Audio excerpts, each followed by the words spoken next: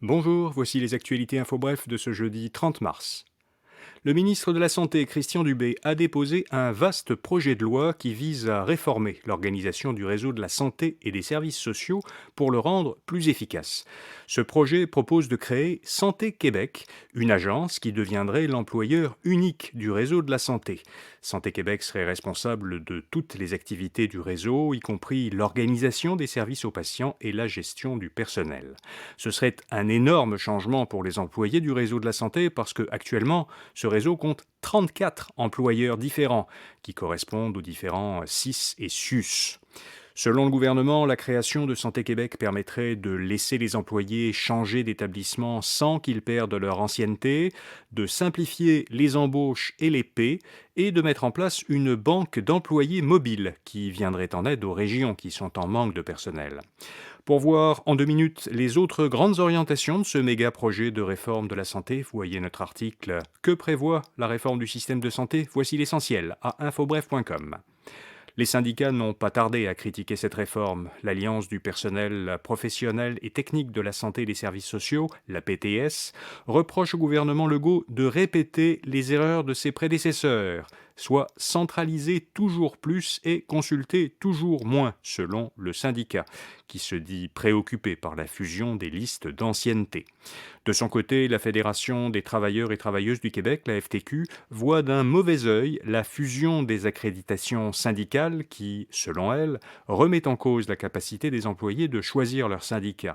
Elle voit dans la réforme la poursuite d'une centralisation amorcée en 2015 par le gouvernement libéral d'alors.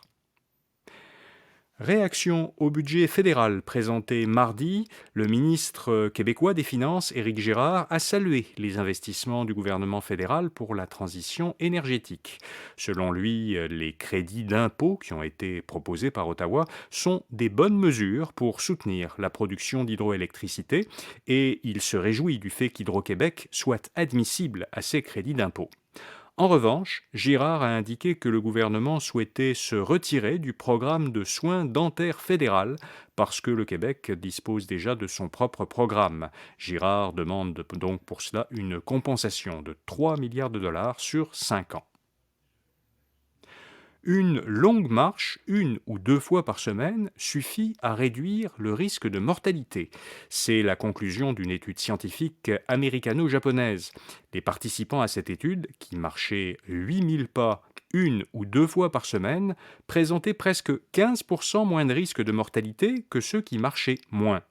Selon les chercheurs responsables de l'étude, elle montre que les personnes qui ne peuvent pas faire de l'exercice fréquemment, tous les jours par exemple, peuvent quand même nettement améliorer leur santé en marchant quelques jours par semaine.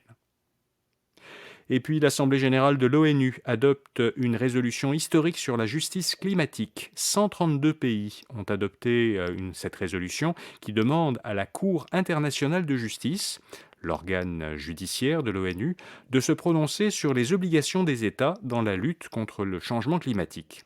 Selon le secrétaire général de l'ONU, Antonio Guterres, l'avis que rendra la Cour internationale de justice clarifiera les obligations juridiques internationales concernant les obligations liées au changement climatique. Guterres croit que cet avis aidera les pays à prendre des mesures climatiques audacieuses. Voilà, vous savez l'essentiel. À demain pour d'autres actualités info bref. Bonne journée.